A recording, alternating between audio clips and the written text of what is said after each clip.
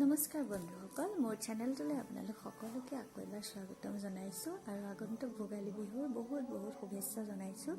বন্ধুসকল, আজিৰ এই ভিডিঅ'টোত মই দেখুৱাবলৈ গৈছোঁ যে আমি সৰু ল'ৰা ছোৱালীক কেনেকৈ শব্দ শিকাব পাৰোঁ, তেওঁলোকে কেনেকৈ বহুত শব্দ মনত ৰাখিব পাৰে। যিহেতু শব্দ মনত ৰখাটো খুবেই প্ৰয়োজন, কাৰণ আমি যিমানেই শব্দ জানিম, যিমান বেছি শব্দ আমি শিকিম, সিমানে আমি এটা ভাষা ক'বলৈ বা এটা ভাষা লিখোঁতে আমাৰ সুবিধা হয়।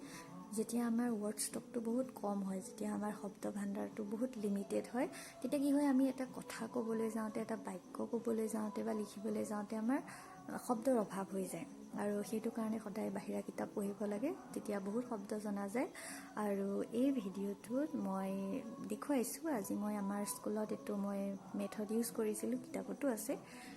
ছাত্ৰ ছাত্ৰীসকলে ইয়াৰ দ্বাৰা আজিৰ দিনটোত কমেও 12-14টা শব্দ নিজে ক'লে, নিজে লিখিলে আৰু মনতো ৰাখিলে। গতিকে ভিডিঅ'টো চাওক, কেনে পালে জনাব। কমেওতো 10টা শব্দ শিকিবা ন? ঠিক আছে, এতিয়া মই বৰ্ডত লিখিম, চাই থাকিবা দেই। Word web. ৱেব মানে কি আছিল? মকৰাই যে সাজে, কি আছিল? জাল। গতিকে এখন শব্দৰ জাল হ'ব। ৱৰ্ড মানে শব্দ হয়নে নহয়? গতিকে এইটো হ'ব, তাৰ মানে কি হ'ব, আমি শব্দৰ এখন জাল পাই যাম। গম পাইছানে?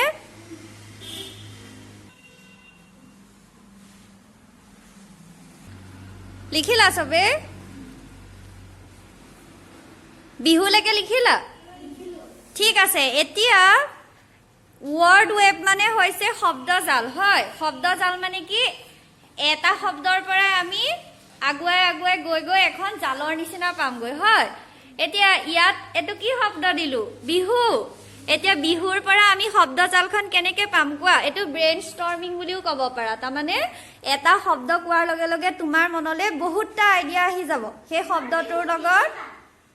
শব্দটোৰ লগত লিংক থকা। হয়, সেইটোকৈ ব্ৰেইন ষ্টৰ্মিং, বা এইটো হৈ গ'ল তোমাৰ শব্দ জাল। এতিয়া বিহু বুলি কওঁতে তোমালোকৰ মনলৈ কি আহিছে?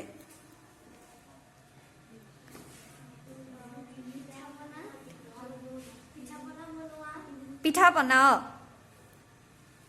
আৰু কোৱা, বিহু বুলি কোৱাৰ লগে লগে মনলৈ ঘপককে কি আহি গৈছে? বিহু 3টা হৈছে বাৰু। বিহু 3টাৰ নাম মনলৈ আহি গৈছে, হয়নে নহয়? আৰু কি আহিব? বিহু বুলি যেনেকে গান বুলি কোৱাৰ লগে লগে আমাৰ জুবিন গাৰ্গৰ নাম মনলৈ আহি যাব, হয়নে নহয়? তেনেকে বিহু বুলি কোৱাৰ লগে লগে কি আহিছে? পিঠা পনাটো হ'ল, বিহু 3টা হ'ল, আৰু আৰুতো মেইন কথাটোলৈ যোৱাই নাই তোমালোক। ছোৱালীবিলাকে, মাইকী মানুহবিলাকে কি পিন্ধে? হুঁচৰি। আৰু বিহু বুলি কোৱাৰ লগে লগে কিহৰ কাপোৰ পিন্ধে? কটনৰ কাপোৰ পিন্ধিব নে বেলেগ কাপোৰ পিন্ধিব? বিহু বুলি ক'লে মনলৈ কি আহে? মুগা কাপোৰ, হয়নে নহয়? নাচনী, ঢুলীয়া, এইবোৰ বিহু বুলি ক'লে আহে মনলৈ, হয়নে? কপৌ ফুল, বঢ়িয়া। ঢোল, পেঁপা, কিমান শব্দ তোমালোকে শিকিলা। এতিয়া এফালৰ পৰা জুখি যোৱাচোন, বিহু বুলি কোৱাৰ লগে লগে কি পালা? 1 নম্বৰ পিঠা পনা। 2 নম্বৰ বিহু 3টাৰ নাম কোৱা। বিহু 3টাৰ নাম কি আছিল?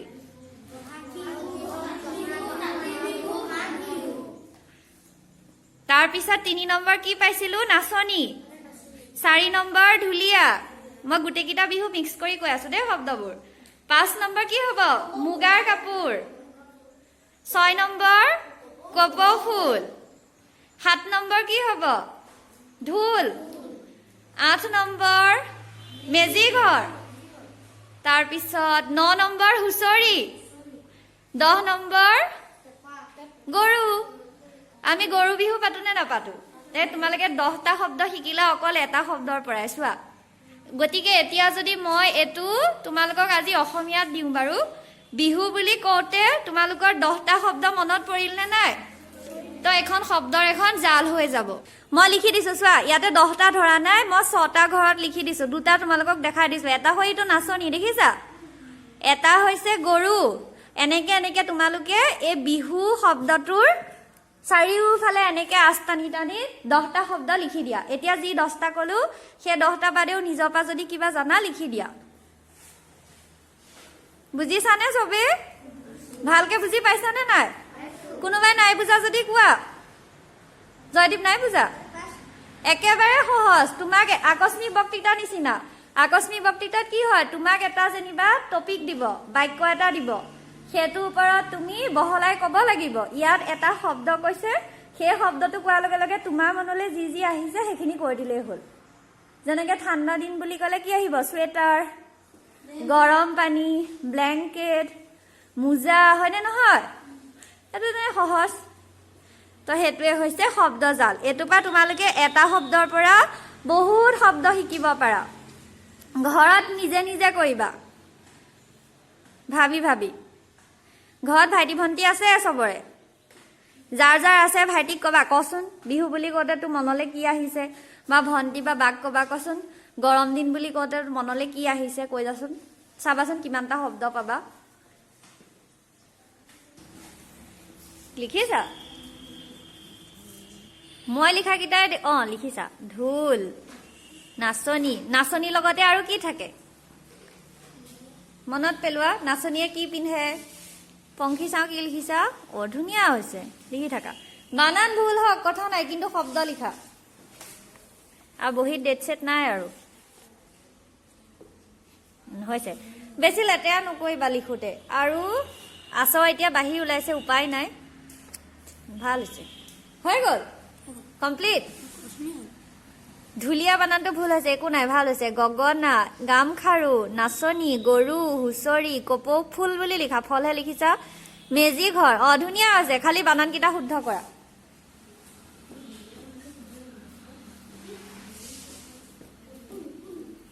চাওঁ কৃষ্টি কি লিখিছা কপৌ ফুল নাচনী হুঁচৰি ঢোল তিনিটা বিহু বুলি লিখি দিবা গগনা গৰু ইভেন ইচ্ছা কৰিলে একেটা ঘৰতে তিনিটা বিহু নামকেইটা লিখি দিয়া চাওঁ জ্ঞানজ্যোতি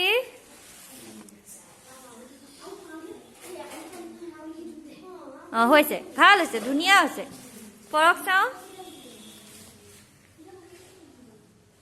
ধুনীয়া হৈছে আৰু তোমালোকে যে অকল 10টাহে জানিব লাগে এনেকুৱা কথা নহয় দেই 20টা 30টা যিমান জানিবা তোমালোকৰ সিমান লাভ হ'ব মোৰ একো লাভ নহয় তোমালোকৰ লাভ হ'ব হয়নে নহয়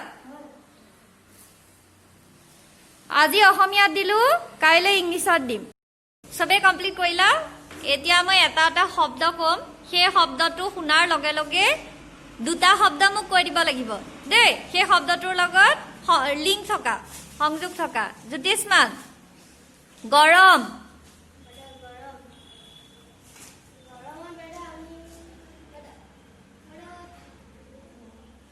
হৈছে কোৱা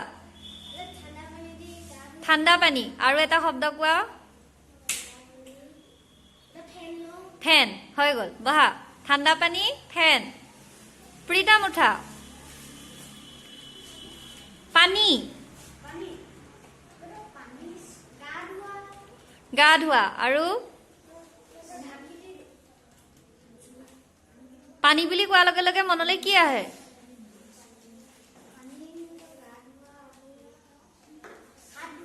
পানীত কি থাকে মাছ হৈ গ'ল বহা আশীষ উঠা তুমি কোৱা ঠাণ্ডা দিন ভাল লোৱা বহা পংখী উঠা পংখীয়ে ক'ব তাঁতশাল বুলি ক'লে মনলৈ কি আহিব কাপোৰ আৰু গামোচা ভাল ছোৱালী পাৰিছে বঢ়িয়া নিহামণি উঠা নিহামণিয়ে ক'ব এতিয়া বিদ্যালয় ছাত্ৰ ছাত্ৰী আৰু হৈছে কোৱা ছাত্ৰ ছাত্ৰীক কোনে পঢ়ায় শিক্ষক হৈছে বহা কৃষ্টি কন্যা উঠা এতিয়া কৃষ্টি কন্যাই ক'ব অসম বুলি ক'লে দুটা শব্দ কোৱা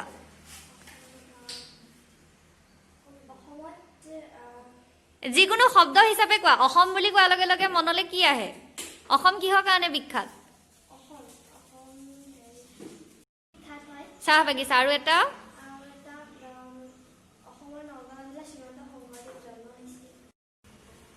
জ্ঞানজ্যোতি উঠা কৰোণা কৰোণা ক'লে মনলৈ কি আহে আৰু বঢ়িয়া বহা মাস্ক নহয় মাস্ক পৰশজ্যোতি কোৱা তুমি কি ক'বা এতিয়া পৰশজ্যোতিয়ে কি ক'ব গছ গছ বুলি ক'লে মনলৈ কি আহে ফল ধুনীয়া আৰু এটা কোৱা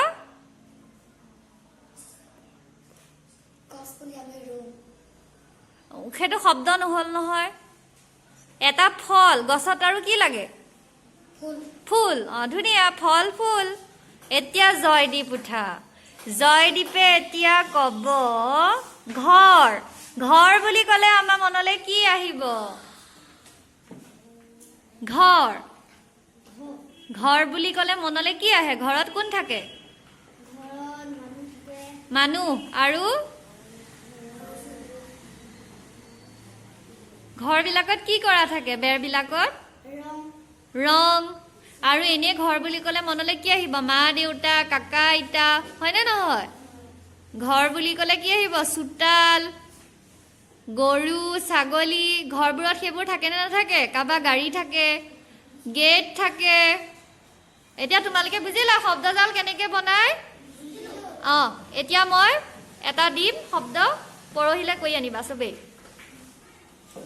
গতিকে বন্ধুসকল আপোনালোকে দেখিলে যে এনেকৈ আপোনালোকৰ সন্তানকেই হওক স্কুলতেই হওক সৰু সৰু ল'ৰা ছোৱালীক এনেকৈ আপোনালোকে এটা শব্দৰ পৰাই বহুত শব্দ শিকাব পাৰে আৰু শব্দ শিকোৱাটো জৰুৰীও দৰকাৰীও কাৰণ তেতিয়াহে তেওঁলোকে ডাঙৰ হ'লে নিজে এটা বাক্য সাজি ক'ব পাৰিব আশা কৰোঁ ভিডিঅ'টো চাই ভাল পালে গতিকে like comment share and subscribe কৰিব থেংক ইউ